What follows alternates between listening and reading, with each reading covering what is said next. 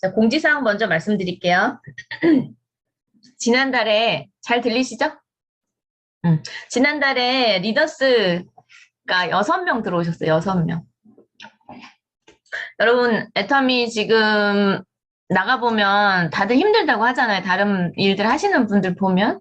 그리고 내 사업도 어찌 보면 좀 정체된 느낌도 드는 분들도 또 있으시고 잘 되시는 분들도 있지만 그리고 나가서 얘기 들어보면 애터미 뭐 돈 안 돼 이런 얘기 많이 하시잖아요. 그죠? 들으시죠, 많이? 근데 분명한 건 매달 이렇게 리더스 클럽 1억 이상 연봉자들이 많게는 열 몇 명, 적게는 뭐 아무리 적어도 리더스는 한 3명 이상은 나오는 것 같아요, 매달. 그럼 무슨 얘기예요? 지난달에 6명 중에 한국분이 3분이고 중국분이 2분이시고 말레이시아분이 1분이셨어요. 한국분이 3분. 자, 그러면 이거 그냥 사실 환경은 다 비슷비슷한데 누군가는 계속 성장이 되어지고 있다는 얘기예요. 그러니까 우리가 환경을 탓하고 있을 게 아니라 내 생각을 바꿔서 긍정적인 생각으로 돌려서 지금 사실 저희 팀들이 되게 긍정적인 분위기들 뭔가 해보자라는 분위기들이 막 이제 되게 한동안 정체됐던 팀들도 그런 분위기가 막 살아나고 있어서 되게 기분이 좋아요. 그리고 계속 잘하고 계시는 거거든요. 그러니까 한 가지 우리가 뭔가 리더가 고민을 해서 제안을 했을 때 해보자, 해보자, 해보자 하는 이런 말 한마디에 어떤 거들어주는 것이 그 팀 전체를 바꿔요. 근데 아주 작은 행동이지만 그 팀 분위기가 된다, 된다, 해보자, 해보자라는 것들로 바뀌게 되면 성장이 안 될 수가 없어요. 그러면 또 팀끼리 같이 일하는 것이 재밌어지고 작은 목표를 우리가 달성해 봄으로 인해서 이거 하니까 진짜 되네라는 그런 생각이 딱 들게 만들어버리는 순간 그 팀은 끝나는 거야.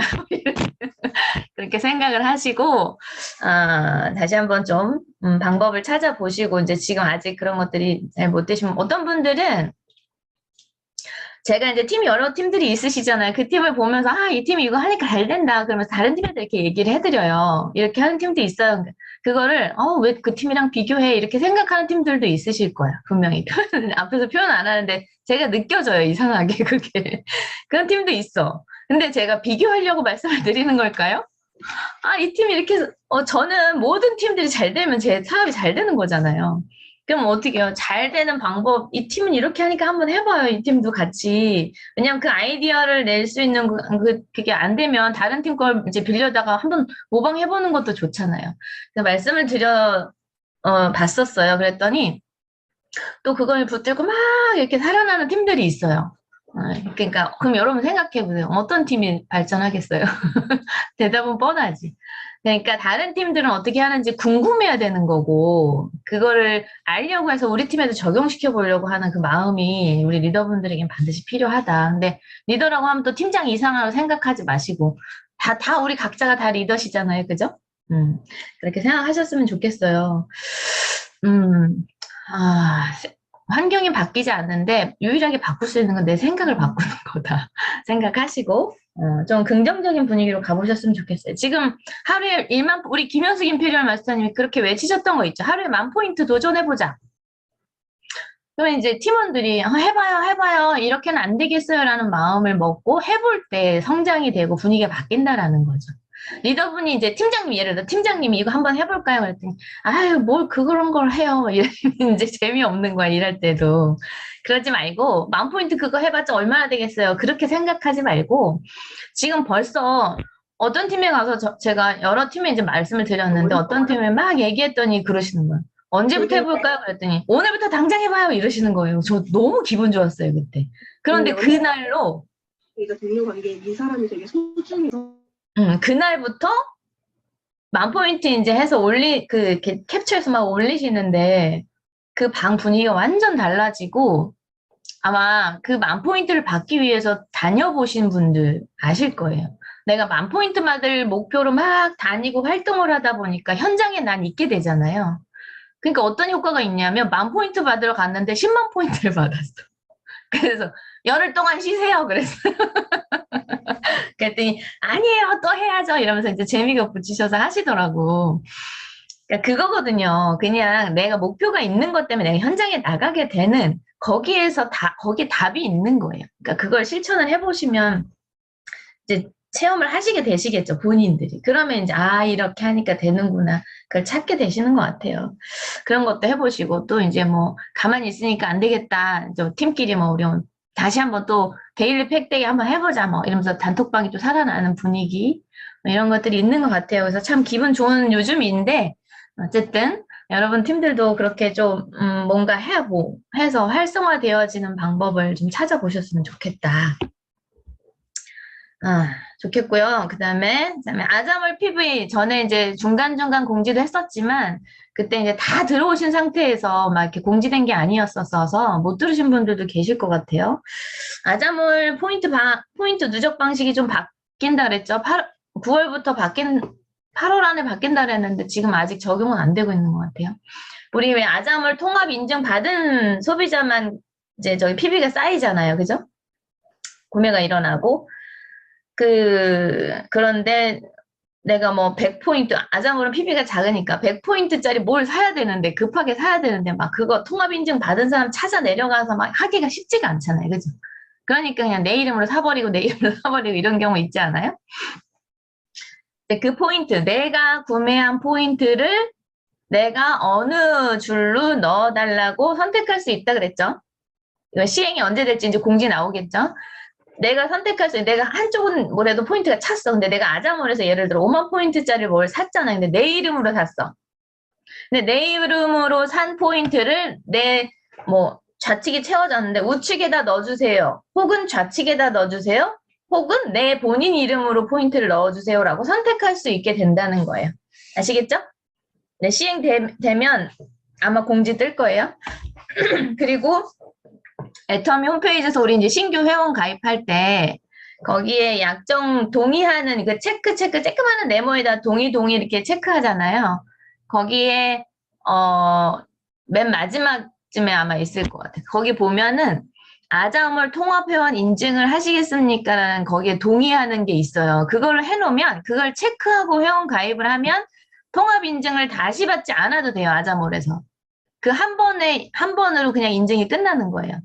그렇게 하면 회원 가입할 때마다 그걸 체크해서 해놓으면 그냥 가입하자마자 바로 아자몰 인증이 되는 거니까 조금 수월하게 됐죠. 그죠? 그것도 가입시키시면서 잘 보고 체크 꼭 하시고 가입을 시키셔라. 이렇게 말씀드리고 싶어요. 그 다음에 이제 이번에도 직급 도전할 때도 있었던 얘기고, 1월 달에도 직급 도전할 때 문제됐던 일인데 얘기를 해드렸는데 이게 사실 이제 내가 막 내가 당하지 않으면, 내가 겪지 않으면 잘 와닿지 않나 봐요. 얘기를 하는데도 지금 예를 들어 이제 신규로 가입해서 첫 번째 수당이 발생한 사람들한테 발생하면 문자가 오죠. 계좌번호랑 주민번호 뒷자리를 입력하세요라고. 그죠? 그럼 그걸 입력을 해야 통장으로 이제 돈이 들어오는 거잖아요. 자, 만약에 이제 이분이 다음 주 화요일 날 수당이 들어가는 사람이에요. 날짜 따져봤더니 다음 주 화요일 날 수당 맞은 날짜가 다음 주 화요일 날 들어가는 사람이야. 이 사람한테 이제 수당 발생하면서 언제까지 그걸 입력하라고 나오는데 화요일 날 돈이 들어가야 되는데 그때까지 입력을 안 했어. 만약에. 그러면 이해되세요? 그러면 그 다음날 바로 소비자로 전환이 돼요. 내가 입력을 안 했다는 건 저는 수당 안 탈 거예요. 저는 여기 사업하는 사람이 아니에요. 그러니까 그 문자를 받았음에도 불구하고 입력을 안 하고 수당 타는 날까지 안 하면 그 다음날로 바로 소비자로 전환이 된다고. 그러면 이제 그냥 근데 발생한 수당은 안 없어지니까 언젠가 그냥 하면 그거는 입력하는 순간 돈은 들어와요. 문제가 뭐냐면 직급 갈 때 이제 가입해서 수당이 이제 오래 차서 채워져서 다음 수당 탈 때까지 한참 걸리는 사람은 괜찮아요. 근데 직급을 갈 때는 PB가 빨리빨리 돌잖아요. 그죠? 무슨 일이 벌어지냐면 예를 들어 이제 판매사 가시는 분이 직급 판매사 가시는 분이 수당 한 번도 안 타고 도전하시는 분들도 있을 수 있잖아요. 그죠?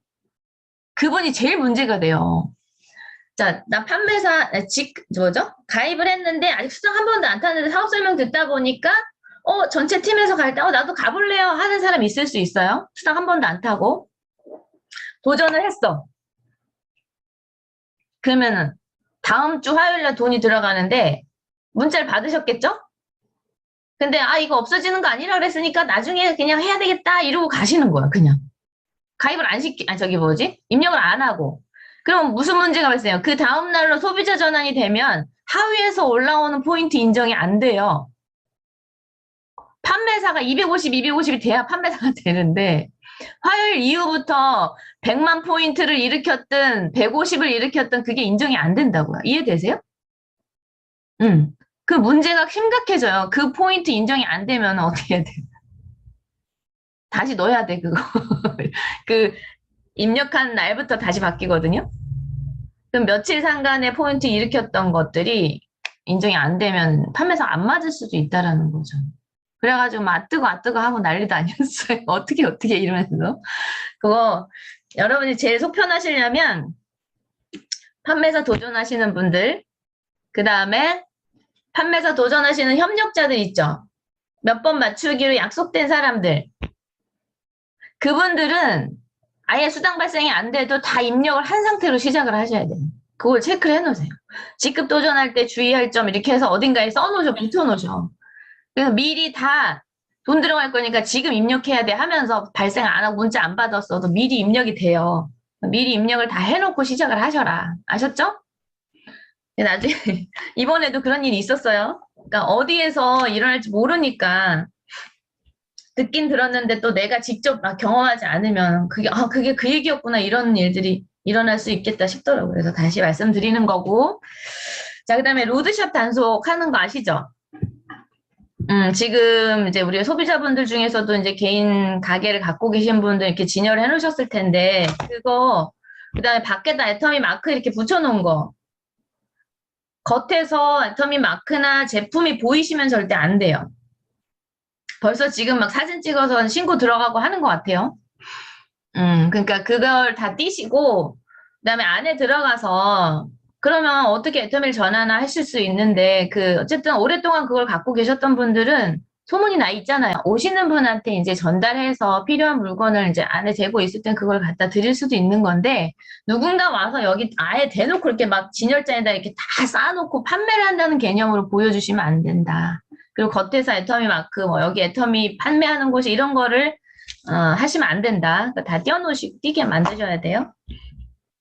그 단속이 인터넷 재판매만큼의 제재 조치가 취해질 거예요. 그러니까 어쨌든 하지 말라는 거 안 하는 게 좋아요. 저기는 하는데요. 그래도 하지 마세요. 정석대로 일하시는 게 좋죠. 거기서 판매 위주로 가는 게 아니라 왔던 손님들을 회원 가입을 시켜서 그분이 마트 체인지를 하게 하고 어떤 이익이 있는지를 알려주는 이런 일을 하려고 그거를 어쨌든 노출시키는 거잖아요. 응? 거기서 계속 팔아서 포인트 갖다 나 수당 맞추는 그런 개념 말고. 요즘에 많이 소비자들도 이제 알아가지고 이분이 제대로 일하는구나, 팔기만 하는구나를 아시더라고요. 벌써 소비자분들 얘기를 들어보면 이렇게 가끔 이렇게 이제 요즘에 인터넷에서 파는 게 안 돼서 그런지 지역에 네이버 검색해갖고 연락 오시는 분들이 있어요. 이제 그분들 중에 이제 얘기를 이렇게 들어보면 제가 이제 뭐 가입을 하셨냐, 뭐 수당 그런 얘기를 해보면 가입 안 하고 썼다. 근데 말을 조금만 해보면 가입하는데 되게 거부 반응이 일어나는 사람도 있고 아닌 사람도 있어요. 그런 얘기를 한 번도 전달을 못 받은 거야. 그냥 판 거야. 달라고 하니까 아싸 좋다 이러고 그냥 준 거예요. 근데 회원 가입하면 이걸 계속 쓰실 거면 회원 가입해서 쓰시면 포인트가 이렇게 돼서 나중에 6만 얼마 캐시백을 받을 수 있는데요. 라고. 그래요? 이렇게 하시는 분들도 있어요. 그러니까 그런 거를 여러분이 정확하게 전달을 이 사람이 회원가입하라 그러면 제품 안 쓰면 어떡하지? 그게 문제가 아니에요 지금. 그죠? 제대로 알려줘서 제대로 된 효과를 볼 수 있게 그런 혜택을 볼 수 있게 그게 우리가 제대로 일하는 거죠. 이렇게 해주세요. 자, 그리고 이제 전단지 배포할 때 여러분들 본사에서 파는 전단지가 지금 품절이고 막 그렇긴 한데 거기에다가 개인별로 이렇게 프로모션 하시는 분들 있죠. 전에 한번 얘기했죠. 플러스 원, 뭐 이거 하나 하면 하나 더 드려요 하면서 그 체크해가지고 플러스 원 한다든지 뭐 전단지에다 아예 대놓고 해모임 뭐 4개 사면 하나 더 드려요 뭐 이렇게 써갖고 배포한다든지 그거 하지 마셔라. 그거는 공식적으로 내 명함을 붙여가지고 나 가격 파괴하고 다녀요 이러고 하는 거랑 똑같아요. 공지사항 여기까지고요. 제가 오늘 준비한 내용 공유해드리면서 혹시 질문 있으신가요? 공지사항 중에. 자, 이 생각에 가까운 우리 그 프레드 모임 독서클럽에서 추천해줬던 책인데요. 이게 이제 처음에 자기 사랑, 자기에 대한 사랑이 나와 있는데 두 번째 챕터에 관계에 대한 이야기가 나왔는데 너무 우리 일에 도움이 많이 될 것 같다. 그래서 우리 다 같이 한번 책을 읽는다는 기분으로 한번 같이 해보면 좋을 것 같다는 생각이 들어서 오늘 통합주의 때 준비를 해봤습니다. 자, 우리는 자, 이제 오토 판매사 워크숍 때도 이제 말씀드렸지만 우리는 사람이 많이 모이면 일이 잘 되는 일이잖아요. 그죠? 내 팀 안으로 사람들이 모이고 여기 계속 머물고 싶어 하고 그 다음에 뭐 여러 가지 사정으로 떠났던 사람들도 나 다시 일하면 그 팀에 가서 일하고 싶어 라는 마음이 들게 만든다고 하면 그럼 사람들이 막 그렇게 모인다고 하면 사업은 절로 될 수밖에 없겠죠. 그죠? 우리 사람이 어찌 보면 사람이 전부인 사업이니까. 사람이 내 팀으로 많이 모여 있으면 그리고 그 분위기가 좋아서 계속 이렇게 퍼져나갈 수 있으면 사업은 절로 될 수밖에 없는 구조인데요. 사람이 모이다 보면 갈등이 일어나죠. 당연히. 다른 사람들끼리 모인 거니까. 각양각색의 개성이 넘치는 사람들끼리 모여 있기 때문에 갈등이 있는 건 당연한 거예요. 근데 이제 그런 관계 속에서 갈등이 일어났을 때 아니면 혹은 일어나려고 할 때 아니면은 그런 여러 가지 뭐 나랑 다른 어떤 걸 느낄 때, 이럴 때 내가 어떻게 생각하고 어떻게 대처하고 해결해 나가느냐에 따라서 우리 사업의 속도가 굉장히 많이 달라진다고 생각이 들어요. 그래서 이 책에 더불어 살아가기라는 그 이제 소제목이 있었는데 그 안에 담겨 있는 내용이 되게 좋은 것 같아요. 우리 일에서도 참 생각해 볼 만한 문제다라는 생각이 들어서 같이 공유하고 싶어서 준비해 봤습니다. 함께 나눌 수 없다면 아무리 크게 이루어도 의미가 없다라고 써 있더라고요. 자, 한 10가지 정도 돼요. 한번 들어보세요. 자, 다 안다고 착각하지 마라. 인간관계에서 일어나는 가장 치명적인 문제는 지레짐작과 예단이래요. 예단. 지레짐작하는 것과 예단하는 것. 상대의 마음을 지레짐작하면서 독심술사처럼 다 안다고 착각하지 마라. 오해는 상대를 모르면서도 다 안다고 착각하는 데서 시작이 된대요. 갈등의 해결은 모른다는 사실을 아는 것부터 시작이 된다는 거. 그러니까 내가 저 사람 뭐 들어보지도 않고 잘 모르면서도 뭐 뻔하지 여기 돼 있죠. 내가 모를 줄 알고 뻔하지 뭐 안 봐도 틀림없어 막 이렇게 내가 예단해 버리는 아예 지레짐작하고 이래서 그랬을 거야. 확실하지도 않으면서 그냥 본인이 그렇게 생각해 버리는 거기서부터 오해가 시작이 된다라는 거예요. 근데 그거를 해결할 수 있는 시작은 또 뭐냐면 내가 모를 수도 있겠고 내가 잘못 알고 있는 걸 수도 있고 내가 착각하는 걸 수도 있겠구나. 그 모른다는 사실을 내가 아는 데서부터 갈등 해결이 시작이 된다는 거죠. 그래서 당신을 공경에 빠뜨리는 것은 당신이 모르고 있는 것이 아니라 그럴 리 없다고 하고 있는 것. 그것 때문에 공경에 우리가 빠지는 거래요. 그리고 한번 생각해 볼 문제죠. 우리 다 가끔 그럴 때 있지 않아요? 어떤 상황에서 말 안 해도 뻔하죠 뭐 이렇게 우리 생각해 버리는 것들 꽤 많은 것 같아요. 그것 때문에 오해가 시작이 된다. 그래서 아닐 수도 있고 내가 뭐 잘못 알은 걸 수도 있고 내가 지금 기분은 나쁘지만 한번 들어는 봐야겠다라는 마음으로 이렇게 우리가 생각을 하고 관계를 맺어가야 되지 않을까라는 생각이 듭니다. 자, 다른 것은 나쁜 것? 다른 것과 나쁜 것, 다른 거죠 이건. 자, 성별, 나이, 배경, 직업, 취향, 피부색, 생김새, 꿈, 철학, 생각. 인간관계에서 갈등을 줄이고 좋은 관계를 유지하기 위해서는 무엇보다 먼저 사람은 모두 다르다라는 사실을 인정을 해야 된대요. 맞죠? 다름을 인정해주는 게 이 일에 있어서 되게 중요하거든요. 그리고 머릿속에서 다른 것은 나쁜 것이라는 공식을 삭제해야 된대요. 피어싱은 날라리나 하는 거야. 이건 내 생각인 거잖아요. 그죠? 그러니까 피어싱을 하는 저 사람은 나랑 그냥 생각이 다른 거고 개성이 다른 건데 저건 나쁜 애들이나 하는 거야 라고 생각하는 이 자체. 어쩌면 저렇게 유치한 드라마를 좋아할까 이렇게 생각하는 거 있죠. 그러니까 내 기준으로 뭐든지 생각하는 거죠. 그거는. 갈등은 되게 이런 식으로 시작이 된다라는 거예요. 그러니까 저 사람은 그냥 다른 건데 내가 생각할 때 저 드라마 되게 유치해 보여. 근데 아닐 수 있잖아요. 다른 분이 볼 때는. 근데 내가 볼 때 유치하니까 저렇게 유치한 드라마를 좋아하고 그래. 막 이렇게 생각하는 그 자체 그런 거에서 갈등이 시작이 된다라는 거죠.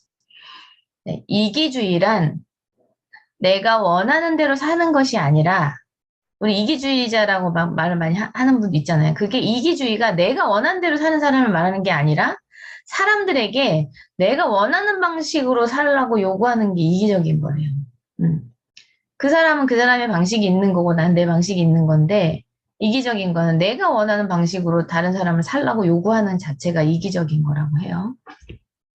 맞는 말 같죠? 자, 마음으로 조각하는 피그말리온. 자, 사랑스럽게 대하면 사랑스러운 사람이 된다. 이 피그말리온 효과가 그때 박사님 강의에서도 들었었죠. 이거 그리스 신화에서 피그말리온은 자신이 상아로 조각한 여인상이 너무 아름다워가지고 이 조각상을 마치 살아있는 여인처럼 정성을 다해서 보살폈다 그랬죠. 근데 결국 그가 원하는 대로 조각상이 진짜 사람으로 변신하는 기적이 일어나 그 조각상과 결혼하게까지 된다. 이처럼 사람에 대한 깊은 믿음과 기대가 그 사람을 긍정적으로 변화시키는 것을 심리학에서는 피그말리온 효과라고 한다. 그때 나왔던 피그말리온이에요. 사랑스럽게 대하면 사랑스러운 사람이 된다. 잘할 수 있다고 진심으로 믿어주면 언젠가 잘하게 된다. 우리가 만나는 사람들의 태도와 행동은 우리가 그를 어떻게 기대하고 어떻게 대하느냐에 따라서 달라진대요. 우리 모두는 누군가를 마음으로 조각하는 피그말리온이다. 그러니까 우리 지금 관계에 있어 우리 스폰서 파트너분 이거는 스폰서가 꼭 파트너한테만 생각해야 되는 문제는 아닌 것 같고 파트너가 스폰서에게도 또 스폰서는 당연히 파트너에게 잘할 수 있다고 믿어주고 칭찬해주고 그러면 처음에는 조금 이렇게 미흡한 부분이 있을 수도 있지만 잘한다고 하고 칭찬을 해주면 어때요? 이제 뒤에도 나오지만 그러려고 노력을 해요. 그런 사람이 되려고. 우리가 그렇게 마음으로 믿어주고 이렇게 격려해주고 이런 것들이 그 사람을 조각하는 피그말리온이다 이런 얘기를 하는 거죠. 그래서 파트너분들도 스폰서분들을 대할 때 이런 마음으로 좀 대하면 좋겠다는 생각이 들었어요. 저희 어머니가 저희 아들한테 딸한테 그런 얘기를 참 많이 하세요. 너는 장차 위대한 인물이 될 것이다. 이런 거 우리 위인전에도 나오죠. 그죠? 너는 장차 위대한 인물이 될 것이다. 어릴 때부터 이런 얘기를 계속 들었던 아이들은 나중에 진짜 그런 사람이 되어지는 것 같아요. 그다음에 너는 무슨 일이든지 해낼 수 있어. 할머니는 널 믿어. 이런 얘기를 아이들한테 되게 많이 해주시거든요. 덕분에 우리 아이들 잘 자란 게 아닌가. 아직 특별하게 보이는 건 없지만 그래도 가끔 보면은 되게 그래도 인성은 괜찮네라는 생각이 들 때가 많이 있거든요. 이거는 우리 스폰서 파트너들 관계에서도 마찬가지인 것 같아요. 잘하실 수 있어요. 나중에 정말 정말 훌륭한 리더분이 되실 수 있을 거예요. 라는 얘기를 진심을 다해서 해주면 정말 그렇게 변해가는 거예요. 사실 저는 이거 읽으면서 이 부분이나 이런 거 읽으면서 제가 느꼈던 게 제가 속으로 그런 생각 많이 하고 사람은 안 변해 이런 생각을 좀 많이 했었거든요. 절대 안 변해 막 이렇게 생각했는데 이거 읽으면서 반성을 많이 했어요. 아, 내가 그렇게 믿고 있기 때문에 저분이 안 변할 수도 있겠구나. 사람들이 안 변한다고 내가 생각하고 우리 파트너분들이 진짜 안 변하겠구나. 내 스스로 변하는 게 가장 먼저지만 제가 그렇게 생각하고 있었던 거 차라리 내가 변해버리자 이런 생각을 참 많이 했거든요. 근데 진심을 다해서 나중에 이분도 훌륭하게 변화될 수 있을 거라고 믿어주고 그렇게 일을 해야 되겠다. 그런 마음으로 대해드려야 되겠다는 생각을 많이 했던 부분이에요.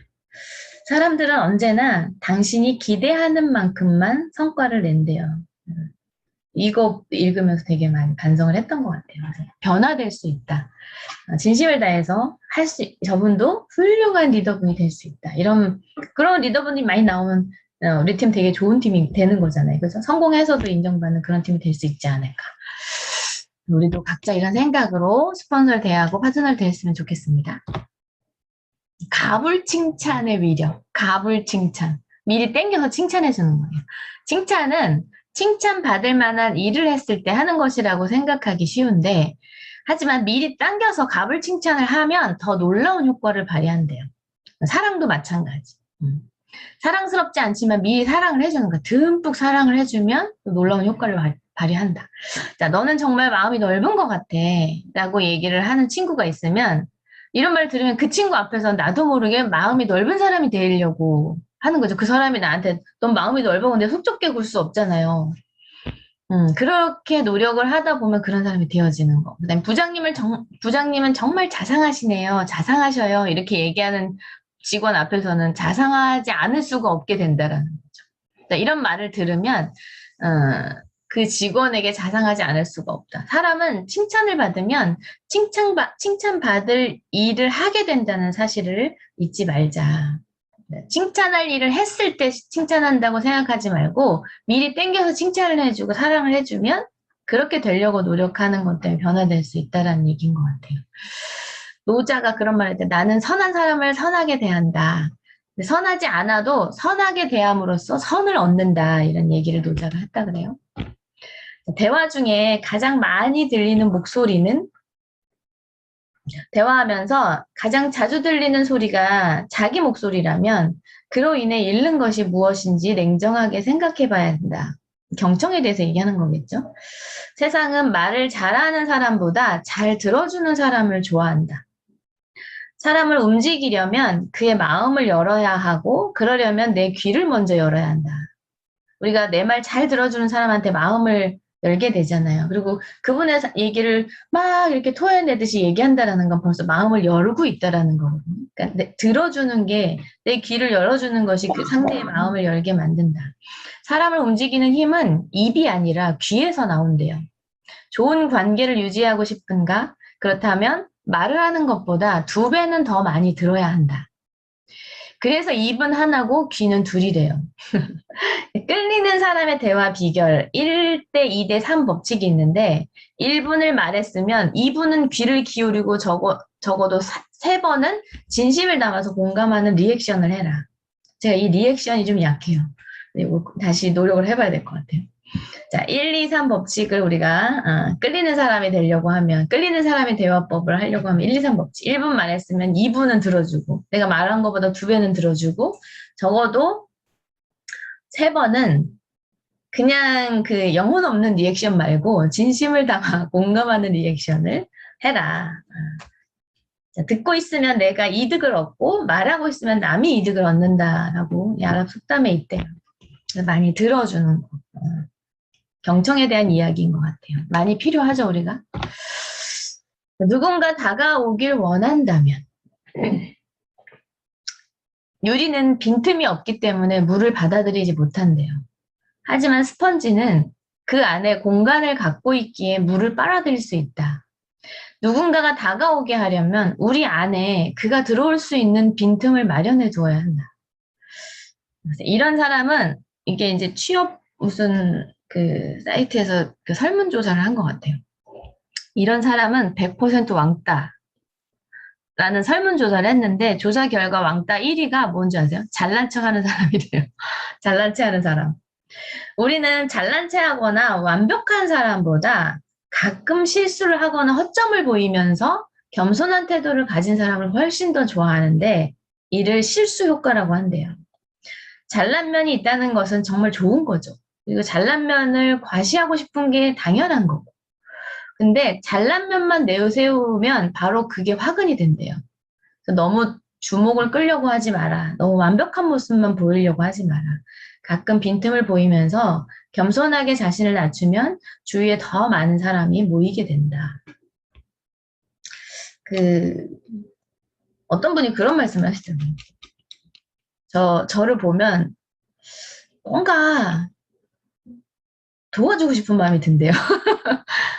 저를 보면. 뭐냐면, 저 사람, 이렇게 좀 하면 잘 될 것 같은데 막 못하고 있는 거지, 제가. 그러니까 막 도와주고 싶은 마음이 생긴다는 거죠. 근데 저는 사실 제가 잘한 거를 감추는 이게 아니에요. 진짜 못하는 거예요. 근데 그런 빈틈을 보면서 누군가가 그걸 채워주고 싶어 하는 사람들이 생긴다는 거죠.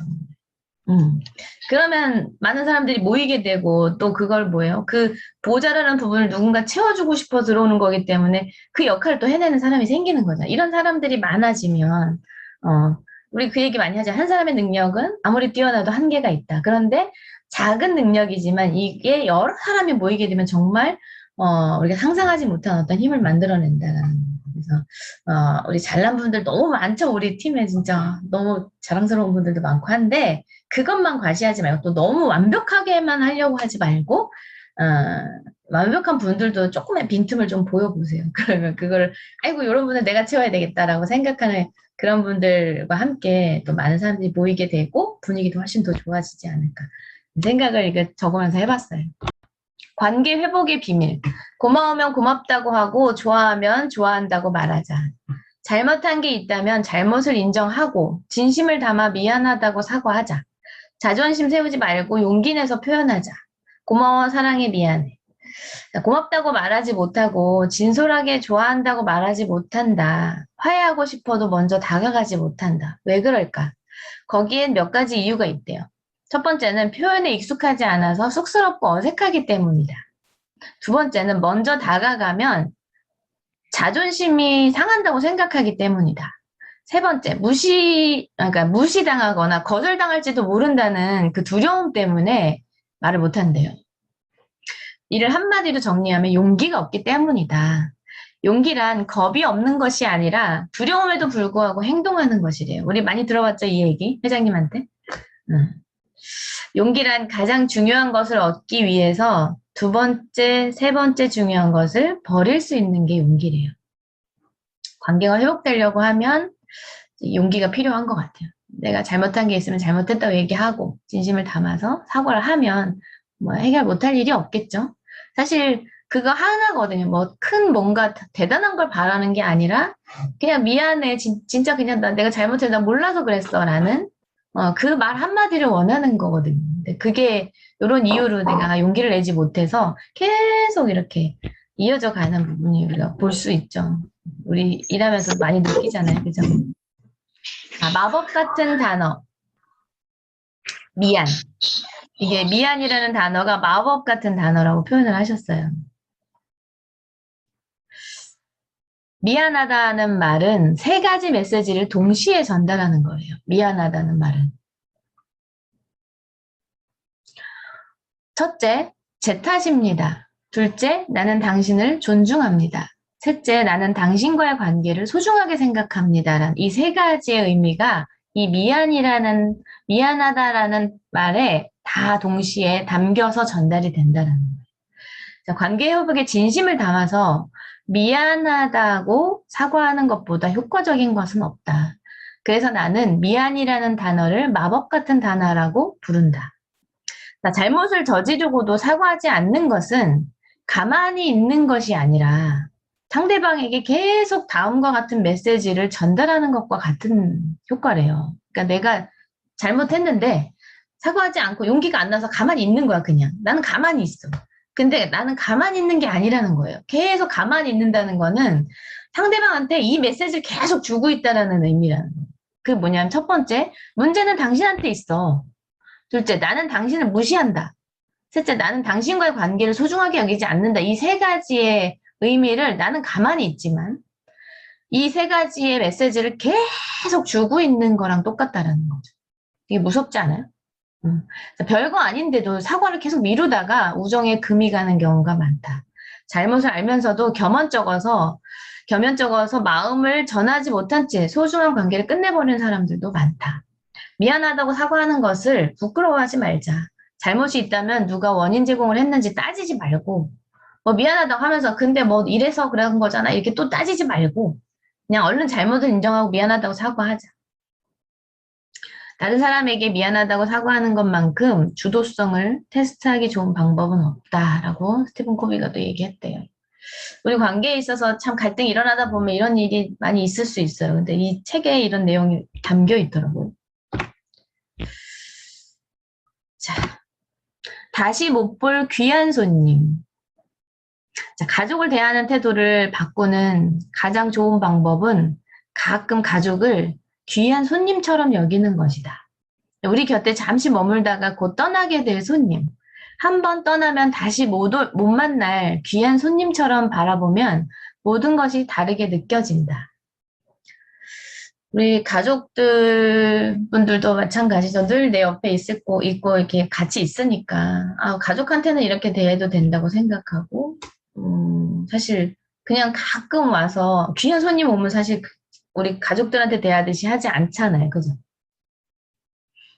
이런 걸 보면 알 수 있는 것 같아요. 그릇, 예쁜 그릇 이렇게 사가지고 어디다 이렇게 잘 모셔놓죠.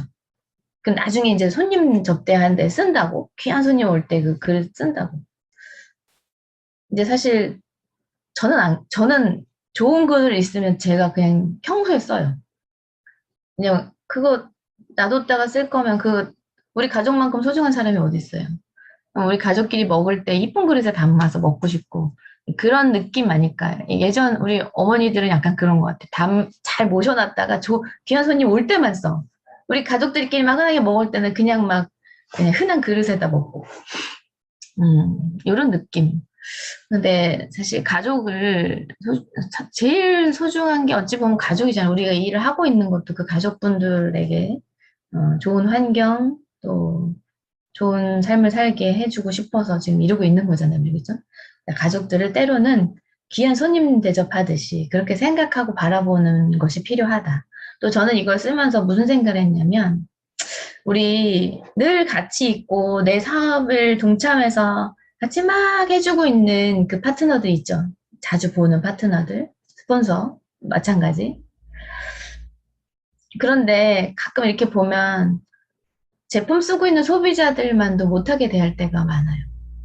그런 모습을 볼 때가 있는 것 같아요. 그냥 소비자는 내 기대치가 없으니까 제품만 써줘도 너무 고맙고 막 감사한 거예요. 근데 여러분 한번 생각해 보세요. 그분이 더 소중해요. 내 수당 올려주고 있고 같이 막 힘든 거 같이 이겨내면서 막 현장에 가서 이것도 해보고 저것도 해보고 뭐 서름도 같이 당하고 이 사람이 소중해요. 그냥 보면은 그런 게 많이 느껴져요. 그냥 제품만 써준 소비자만도 못하게 우리 사업자분들 내 파트너를 대하고 있는 거 또 내 스폰서를 이렇게 대하지 않나. 그런 걸 우리 한번 짚고 넘어가 봐야 되지 않을까요? 여러분을 함께 성공할 사람은 여러분과 지금 함께 일하고 있는 분들이에요. 소비자분들, 물론 고맙죠, 써주면. 근데 그 제품 잘 써주고 있는 소비자 대하듯이, 그거보다 훨씬 잘 대해야 되잖아. 그분들 대하듯이 한번 파트너를 대하고 마음을 열어보세요. 갈등이 일어날 수가 없을 거라 생각이 들어요. 자, 조금이라도 더 마음을 살피게 되고 이렇게 생각하다 보면 정성을 기울이게 된다. 좋은 점을 찾아내려고 애를 쓰게 될 거고 헤어질 때를 떠올리면서 함께 있는 시간을 더 소중하게 여기게 되겠죠. 실제로 가족은 세상에서 가장 소중한 손님이고 우리 곁을 언제 떠나게 될지 아무도 모르는 거죠. 무언가를 사랑하려면 그것이 곧 사라질 수 있음을 깨달으면 된다. 누군가를 감동시키고 싶다면 누군가를 감동시키는 것은 의외로 간단하다. 상대의 기대를 넘어 아주 작은 것을 추가로 제공하면 된다. 작은 것을 추가해 기대치를 넘어섬으로써 상대를 감동시키는 것을 기대치 위반 이론이라고 한대요. 자, 우리는 누굴 만나든지 세 부류 중에 한 부류에 속하게 된다. 여러분 이제 우리 소비자 후속 관리를 떠올려 봐도 되겠죠? 우리 관계도 생각해 볼 수 있는 거고. 자, 누굴 만나든지 세 부류 중에 한 부류에 속한대, 우리는. 첫 번째, 기대치에 미달해서 상대방을 실망시키는 기대 미달의 부류. 둘째, 기대치를 충족시켜줘서 상대방을 만족시키는 기대 충족의 부류. 셋째, 상대방의 기대를 충족시키고 1% 아주 작은 것을 추가로 제공해서 상대방을 감동시키는 기대 위반의 부류. 그대가 상사나 부하 또는 고객이나 거래처라면 이 세 부류 중에서 누구를 좋아하고 어떤 사람을 돕고 싶겠는가? 그래서 어디서 누굴 만나든지 가끔 하던 일을 멈추고 질문을 해봐야 된대. 나는 어느 부류에 속하고 있나? 나는 무엇으로 사람들의 기대치를 위반하는가? 이 작은 차이가 당신의 인생과 비즈니스의 운명을 바꾼다고 마이클 레빈이 또 얘기했대요. 어떤 부류를 선택할 것 같으세요? 이거 뻔하죠. 그죠? 뭐, 이거는 어떤 걸로 기대치를 위반할 것인지 생각을 해볼 수 있겠죠. 뭐, 네, 고객을 만나서 제품을 그냥 띡 하나만 갖다 준다든지, 어떤 플러스 1% 내 진심을 담은 어떤 말 한마디가 될 수도 있겠죠. 아니면 제품을 뭘 구매를 했는데 이걸 드실 때 함께 드시면 좋은 것들 조금 이렇게 예쁘게 포장해가지고 뭐 다 드리기는 부담스러우니까 요거 드실 때 요거 같이 한번 드셔보세요. 더 효과가 있더라고요. 라든지. 그러니까 상대를 감동시킬 수 있는 어떤 것들, 1%큰 게 아닌 작은 1% 하나를 제공해 줌으로써 거기에 사람은 감동을 먹게 되죠. 저희 남편이 어제 이제 타이어 교체를 하러 갔어요. 지금 타이어 뭐 하는데 많죠? 그죠? 애터미 하시는 분들도 많잖아요, 주변에. 그럼 그 많은 사람 중에 소비자가 어느 분을 선택할까? 이걸 생각해 보는 것도 좋겠죠. 근데 어제 그런 얘기를 하더래요. 타이어를 꼭 거기 가서 교체를 해요. 왜 그러냐면 작은 1%를 해, 그분이. 감동을 주는 뭔가를. 그러니까 멀어도 거기 가서 하는데 그 사장님이 그런 얘기를 하더래요. 요즘에는 다 뭐 가격 경쟁도 심하고 막 이래서 여기서 살아남으려고 하면 사실 어떤 감동을 주지 못한, 그러니까 그 플러스 뭔가 알파가 있어야만 그게 꼭 뭔가 선물, 커다란 부담스러운 선물 이런 게 아니라는 거죠. 작은 거 하나에 감동을 먹고 손님들이 찾아와 준다. 그 차이가 결국 잘 되고 안 되고의 차이인 것 같아요. 애터미에서도 많은 경쟁자들이 있잖아요. 지금 가입 안 하고 쓰고 있는 소비자들을 우리가 기대 위반을 좀 해서 기대 위반하는 부류가 돼서 내 소비자가 되고 싶어 하는 그렇게 만드는 방법이 뭐가 있을까에 대해서 한번 또 고민을 해봐야 되지 않을까 싶어요. 자, 오늘 제가 준비한 내용 여기까지입니다. 자, 오늘 우리가 이제 사람들이 살아가다 보면 우리가 이 일로 엮여 있다 보니까 되게 건조하게 내 사업의 발전을 하려면 난 참아야 돼. 내가 여기서 성공하려면 더러워도 참아야 돼. 이런 마음으로 할 수 있을 것 같아요. 근데 그러지 말고 우리 진짜 이 많은 사람들 중에 옷깃만 스쳐도 인연이라고 하는데 우리는 어떤 인연들일까요? 이 많은 사람들 중에 이 애터미 하는 사람들 중에서도 또 많은 사람들 중에 그 많은 라인 중에 그 많은 센터 중에 그 센터 중에서 또 많은 라인들 중에 이렇게 계속 우리가 연결이 되었다라는 건 도대체 어떤 인연이 있어서 그렇게 됐을까요? 이게 애터미로 만났지만 사람이 그냥 살아가면서 사람들을 이렇게 저는 애터미 하면서 그런 생각 많이 해요. 어제도 미팅하면서 참 좋은 분들을 많이 만난다. 애터미 안 했으면 내가 이런 분들하고 인연이 맺어졌을까? 내가 이런 사람들을 알기나 했을까? 이런 생각이 많이 들어요. 미팅하다 보면 신규분들 만날 때도. 그 자체가 살아가면서 진짜 좋은 사람들하고 말 한마디 해보는 거, 같이 밥 한번 먹어보는 거, 대화하다 보면, 이분은 진짜 잘 살고 있다. 저 사람 되게 멋있는 생각을 하네. 이런 사람들과 이렇게 관계가 연결돼서 매일매일이 쌓여간다는 거 되게 감사한 일인 것 같아요. 그냥 꼭 우리가 내가 발전, 내 성공, 내 조직의 성장, 뭐 이런 것만 생각하고, 이걸 위해서 이 관계를 이렇게 이어간다고 하면, 뭐 해야지, 이런 마음으로 하지 말고, 전체, 우리가 애터미가 인생의 전부가 아니라 그랬잖아요. 내 삶을 바꾸기 위한 그냥 도구인 것 뿐이에요. 그러니까 그 전체의 삶에 정말 많은 좋은 사람들이 우리가 이렇게 연결이 되어지는데, 이 관계 속에서 일적인 것도 좋지만 사람 대 사람으로 관계를 잘 맺어가는 그런 우리가 됐으면 좋겠습니다.